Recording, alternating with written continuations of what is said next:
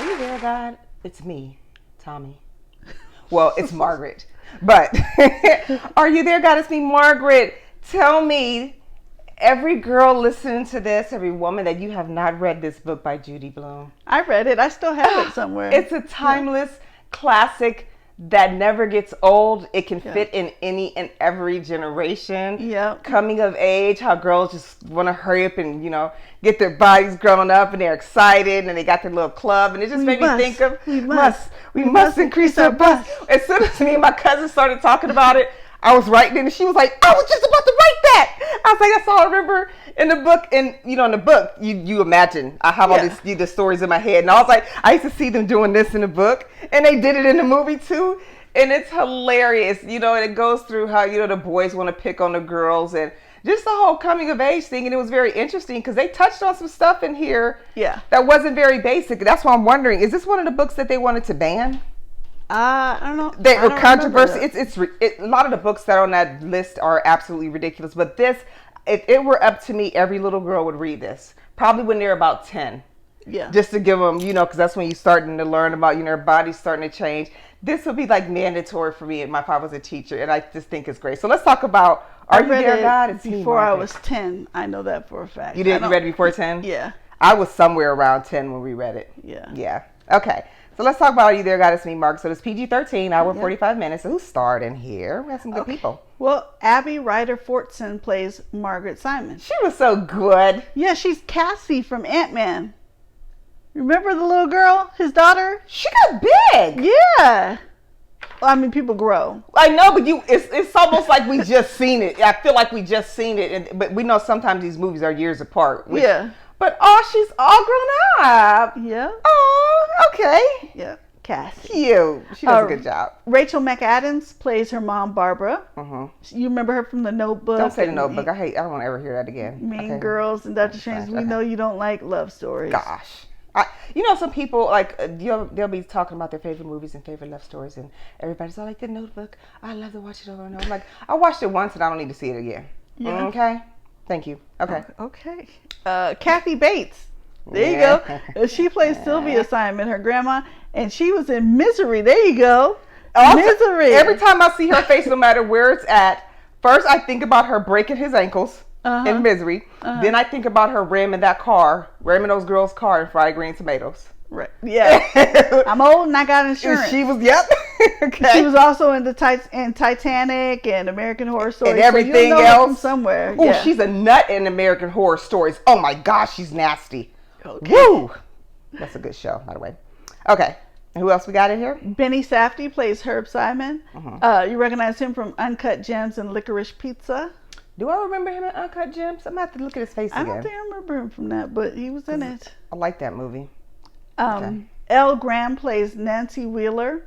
She was in Walking Dead, Swamp Thing, and Hellfest. I just rewatched Hellfest. I like that movie. Okay. Amari Alexis Prince plays Janie Loomis, and this is her first film. Okay. Her first movie credit. Alrighty. Catherine Malin Kupferer, I hope I pronounced that right, plays Gretchen Potter, and she was in Widows. That's the one with Viola Davis, where all the four women got together and got gangster with it. Yeah, they did. Aiden Wojak Hassan plays Moose Freed. He's in I'm Not Okay With This. That's on Hulu. Okay, I never seen that. Okay. And Echo Kellum plays Mr. Benedict, and he's in Grand Crew, and he was in Arrow. You know who I almost thought he was at first? I had to keep looking at his face. Who? Lakeith. Oh, he reminds me of Lakeith, and I kept wondering, no, that's not his voice. But his face, like they would go on the same auditions. You know what I mean? Probably, they had the same look. Yeah. But I liked that guy. But he plays Margaret's teacher. That kind of gets this whole thing. Echo. You ever heard of that name? No. It's interesting. That sounds like something the Hollywood star would name one of their kids. Right? North, Apple, Echo. True. Oh gosh. Okay, so let's give a summary of, if you haven't, Are You There, God? It's me, Margaret. And listen, let me tell you, dads, before we go into this, don't get all ooey gooey and think their moms have to take them to see this. No, it's okay to see this, especially if you're a girl dad. go, okay? Don't be doing all that manly but there's stuff. some stuff that men really just don't like to talk about. I know that, but you know what? If they have daughters, it's stuff they need to understand. True. And I know so many of them that only know stuff from watching stuff on TV that isn't realistic. True. So I think, it's fun. It's just so fun. So let's talk about it. All right. So Margaret's mother is a Christian and her father's Jewish. So they decided to raise her without religion. Margaret's been raised without an affiliation to either faith and does not practice an organized religion, although she frequently prays to God in her own words, beginning by saying, "Are you there, God? It's me, Margaret." For a school assignment, she chooses to study people's religious beliefs, hoping to resolve the question of her own religion in the process. Part of her study involves attending different places of worship to better understand religious practice and also to see if one of them might be right for her. And during this time, you also see her coming of age with her friends, like, for example, buying a training bra. And, that was hilarious. A lot of their firsts and the crushes and things like that. So it's not heavy, yes, it has some religious stuff in there because she's trying to find her way through, and you get to see, like, she goes to a synagogue, she goes to a Baptist church, what looks like a Baptist church, she goes to. And the thing is, though, the religion was talked about. Yeah. Okay, it was clear. Yeah. But that wasn't the gut of the. It wasn't religion. Right. I don't want people to think that. But she was talking to God. Right. And she was like, I don't know how to pray, So and she's saying, "Are you there, God? It's me, Margaret." So in one sense, they're saying she doesn't. Well, she's praying, but she doesn't even know she's praying, because you don't have to be really. You don't have to say certain words to pray. You could just talk to God. Yeah. I talk to God all the time. But she goes, "Are you there, God? Hey, God, it's me." And it's funny because first of all, she's a child. This is just my personal opinion. Yeah. A child can make their own decisions. Yep. If that was my child, I don't know if I want to wait until they become 18 as an adult to decide their own. At that point, they've already experienced so much stuff. They're already starting to frame their own mindsets. As a parent, I'm going to guide my child to what I believe is the right thing. Right. When they become an adult, if you decide to change your mind, that's okay. But there's no way in Hades I'm leaving a child to make any decisions like that. That's why they're children. Right. And I get it. Their parents are different religions. All they easily could have done is maybe given her, here's how Christianity works. Here's how, if you're Jewish, here's how this works. Here's how the religion. Let her go from there. But what you're not going to, in my household, what you're not going to do is be a child and just tell you just decide when you're 18. Now, by the end, do you know what the world has told us by then? They were lost, and then she was lost. Especially, her grandmother is Jewish, and she was deep into it. Like, her dad didn't go to synagogue anymore, but her grandmother did. So when she went, and I hope I'm saying that right, when she went with her grandmother, then her grandmother just got so excited, and she's like, she's Jewish now. She's Jewish. And they're like, wait a minute. Her mom was like, wait a minute. And then like other grandparents said, no, she's Christian. Yeah.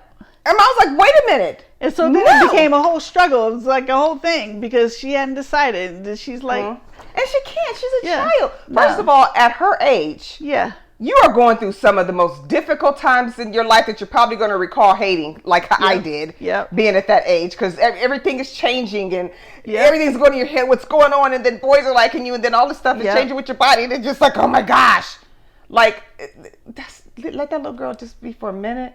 She's dealing with teenage stuff right now. Just go gently, teach her them both, and let her go from there. But as my child, you're not going to just that's what they were doing until her teacher said, hey, maybe you should write your essay on religion. And I think that was a good idea, though. Yeah. I think that was a good idea because it lets her go into more depth about what she felt personally, how they're making her feel at home, why they're trying to get her to do this. They're trying to get her to do that. And all she's seeing from these two parties is arguing. Yeah. And she's seeing that, she hasn't seen some of her grandparents in a long time. And all of this is stemming from the religion. Mm-hmm. The reason she hasn't seen her grandparents, you'll find that out why. But so she's kind of feeling like, do I want to do either one of y'all? Because right now, nobody gets along. There's no love in here. It doesn't seem to be any love in here. And I think it was at that point that they kind of stopped like, dang.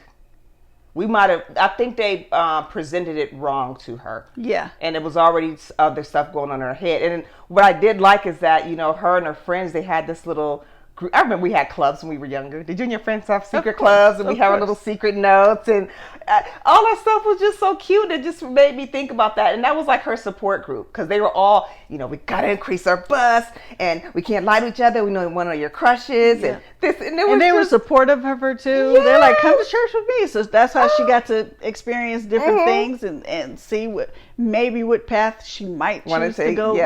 Yeah. And I could say it's been a long, long time since I read the book, but most of the key points that I remember were there.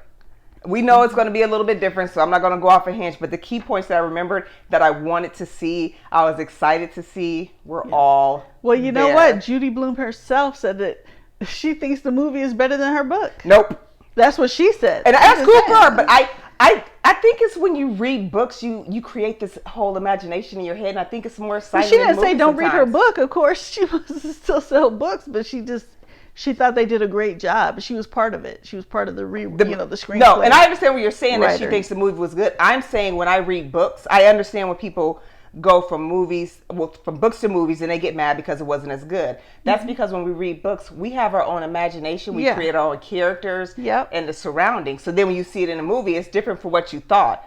So that's why I'm saying for me the book was better, just because of all the imagery I had in my head, and it's reminded me of all the stuff when we were kids and stuff, and it was just so fun. Did you like watching this? Like, did you have fun with it? I had fun with it. Yeah. Let's give them some fun facts here. All right. Okay, so there's no extra scenes. Nope. Don't need it. First published in 1970, the novel Are You There, God? It's Me, Margaret by Judy Blume is considered a children's classic. It has never been out of print since its initial publication. In 2010, Time magazine put it on a list of the 100 best novels published since 1923. And in 2012, it made Scholastic Parent and Child magazine's list of 100 greatest books for kids. I agree. However, starting almost from its first publication, it has long been one of the most challenged and banned books in America.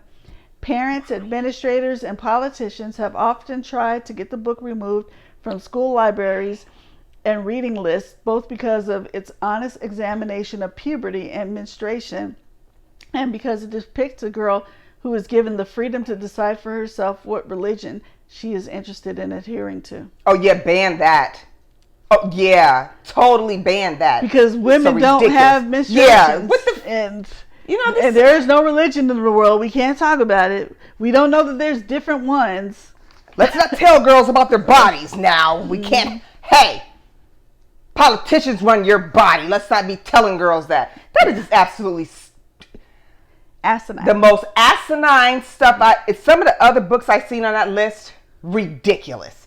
So basically, y'all just want to keep taking erasers. Y'all not doing that no more. Nobody's accepting that anymore. You lied to us about Christopher Columbus discovering America, and you knew it was a lie. Look how long they taught us that in school. Amongst other stuff, I'm just going to go ahead and go off here because we're doing this. Okay? Knock it off. This erasing stuff ain't happening no more. We're making sure we're telling our kids the stories. We make sure we got it written down. We're not erasing stuff anymore. And it's I not have the book, so if I have a granddaughter, she's totally getting it. She can read it.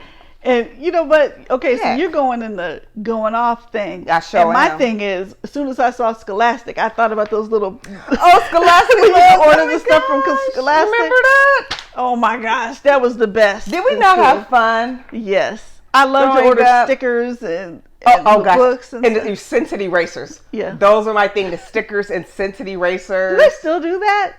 I don't know. I don't have any babies, so I'm trying probably for school supply stuff. Area. I haven't been in the school supply area. It's been a couple years. I went into Staples and they had all this stuff on clearance. And at the time I was in school, I was in college taking classes, so I got a bunch of stuff on clearance, and they still have some of the stuff for kids. Not as much. I'm saying parents of little ones out there. Mm-hmm. Does your kids still get a Scholastic little paper? And they can order stuff from it. Is that still a thing? Because schools have changed so much. That was the best. It was just so. Doesn't that make like your childhood just so magical and fun? And people like Judy Blume with these type of books. Yep.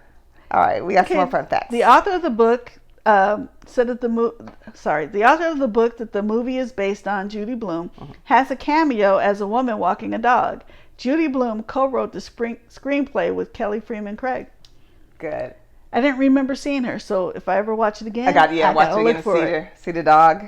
Judy Blume stated herself that she thinks the movie is better than the book because the movie fleshed out the characters more. Well, your imagination, to each their own. I guess, fleshed them out. I still love it regardless. More than the movie. I like it regardless. Yeah. She was finally convinced to turn it into a movie after Kelly Freeman Craig wrote a fabulous letter stating that she wrote and directed a movie called The Edge of 17, and Judy had seen it and liked it, so she agreed because no one had ever come to her with a credential like that. Wow. I saw The Edge of 17. It was good. I did. Was it a coming of age story? Yeah. Okay. Yeah, but just older than, Margaret. Okay. So it was... Because is it more girl like was turning this? 17, and so what, Margaret was like 12. Okay, because I'm wondering, like, are you there, God? It's me, Margaret. Is it more like this, or is it more like the movie Kids? You know, Kids. What I'm talking about? No, not like that. No, yeah, okay, no, more of a Kids is softer, almost like it should be like rated X almost. It should be shown in. I'm sorry, but it should be shown in high school. That's just one of the movies that I think that is. Kids is crazy. I have the DVD. Are you sure you don't have it on VHS?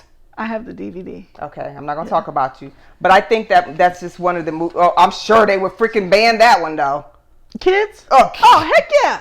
But, it's realistic, though. If you have teenagers, check out the movie Kids. But don't let your kids watch it with you till you watch it first. I watched it by myself. As I watched it. No, but I mean, don't let your kids. Oh, not little. No, it needs to be your preteens. I think it's great for preteens because that's around the time kids are, starting to get active, have sex and all that. Right, stuff. and kids. This got sex and drugs and it scared me. I was horrified after watching it. I was horrified after watching it too. I remember the dude's name. His name was Telly, and I hated his guts, and that scared me.